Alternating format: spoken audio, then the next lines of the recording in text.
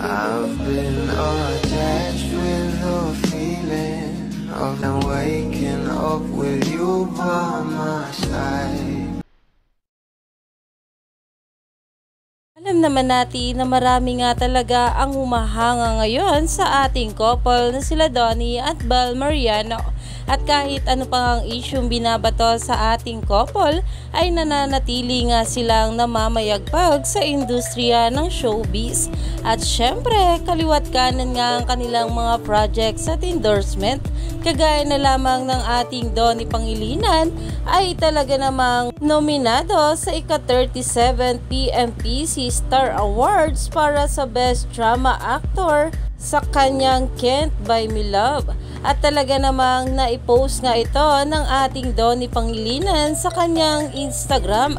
At ayon nga sa kanya, ay thank you Lord nga raw dahil alam naman natin na deserve nga ito ng ating couple na sila Donnie at Bel.